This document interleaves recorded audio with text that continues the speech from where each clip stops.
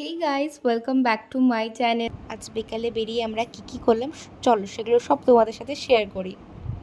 Post অফিসে আমরা চলে এসেছি আর তো দেখছি এক্সপ্রেস বাজারে 70% আর 50% অফ।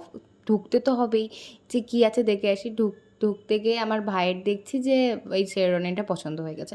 ও বলছে এটা কিনে দিতে হবে। আমি বলছি না না, নিস না, আগে আগে চল দেখে আসি যে মেয়েদের সেকশানে কী আছে।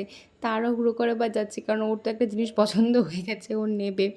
আমি বলছি যে না না, আগে মেয়েদের সেকশানটাতে দেখে আসি কী আছে। চলো যাই, মেয়েদের সেকশানে কী আছে।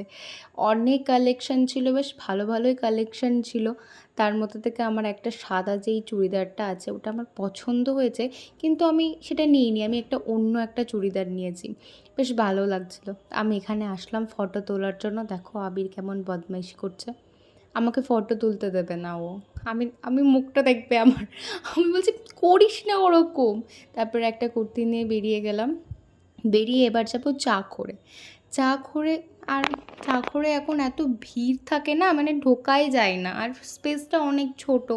তো ওখানে আর হলো না। এবার আবির বলছে যে চলো আইসক্রিম খাবো। আমি বলছি যে দাঁড়া দাঁড়া, তুই আসিস কেন আমার সাথে, তুই এত জ্বালাস আমাকে। আমি বলছি ঠিক আছে আইসক্রিমই খাই তোর কথাতে। চা করে তো প্রচণ্ড ভিড়, যাওয়া যাবে না। এই যে আইসক্রিম খেতে খেতে সাডেনলি আমার মনে পড়লো যে আমি যার জন্য বেরিয়েছি সেটাই আমার কেনা হয়নি।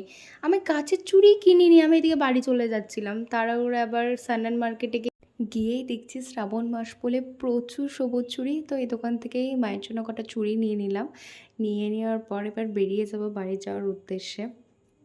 এদের আমি যে এবার বাড়ি যাই, অনেকটাই লেট হয়ে গেল।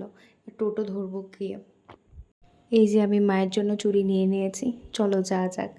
আমার ভিডিও ভালো লাগলে অবশ্য like, comment, share and subscribe করে দিও। ফেসবুক থেকে দেখলে ফলো করে দিও, আর ইউটিউব থেকে দেখলে সাবস্ক্রাইব করে দিও। চলো টাটা, বাই বাই।